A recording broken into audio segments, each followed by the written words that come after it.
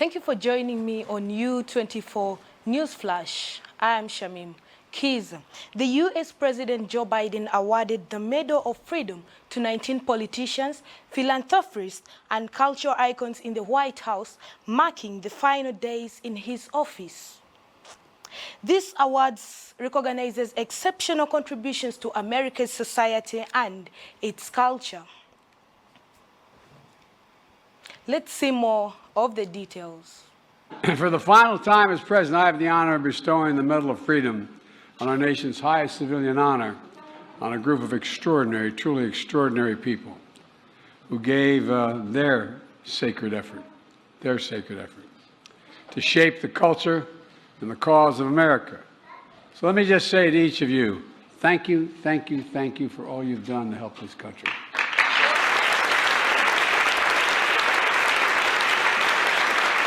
You all literally embody the nation's creed, e pluribus unum, out of many one. Collecting of people of different backgrounds, beliefs, and talents, from different generations and different genders, using the remarkable gifts and unwavering passion to strengthen our resolve as one nation, under God, indivisible, with liberty and justice for all.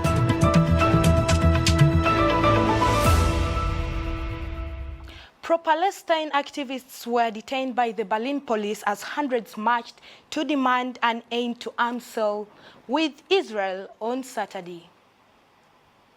I'm very nervous when I see the police.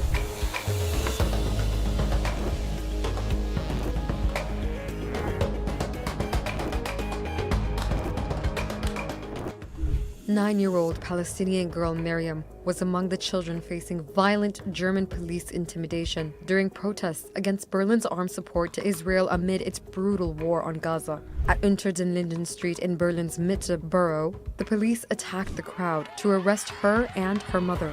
We were in the middle and we were pushed, and then we fell on the floor. And at this time, my daughter was screaming. She was very afraid. Since October 7 of last year, pro-Palestine protesters in Berlin have reported being victims of police brutality. They say the police arrive in excessive numbers, heavily equipped, and treat protesters roughly. They drag them to the ground, punch, beat, and choke them indiscriminately without any regard for children or women.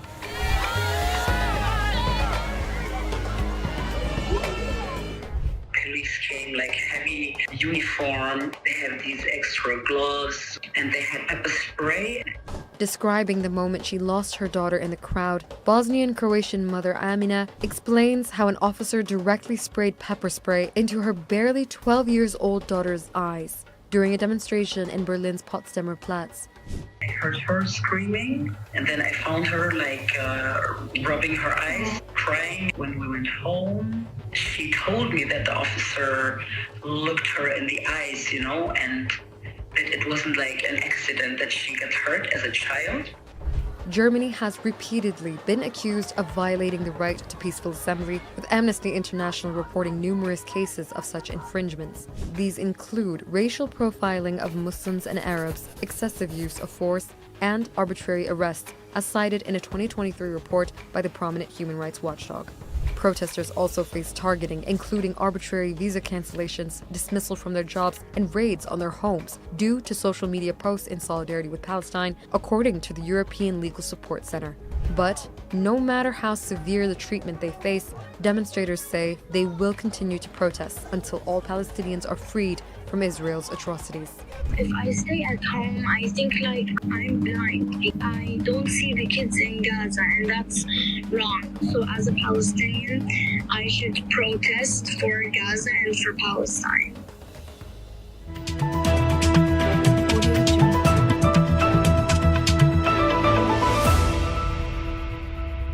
India's Karit village has adopted an innovative approach to combat water scarcity in the Ladakh region by constructing artificial glaciers during the cold winter season.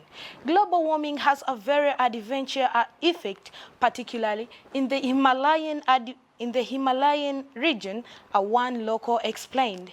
Natural glaciers are melting at a faster pace due to climate change and global warming. So we started making artificial glaciers to meet our water demand, especially during the summer months.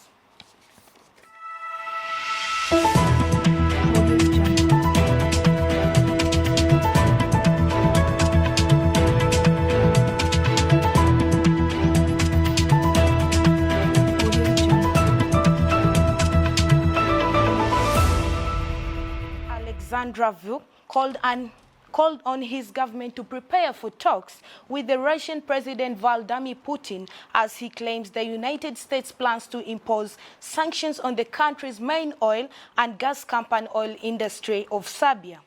The president warned that this puts Serbia in a very difficult way and position because at a certain time the country will have to experience problems not only for the supply of oil but too with the refinery. He announced his plans to request a meeting with Putin between January 2025 to 2027 after the inauguration of President Donald Trump, who he plans to talk to first. Thank you for watching U24 Newsflash. I'm Shamim Kiza. Be inspired.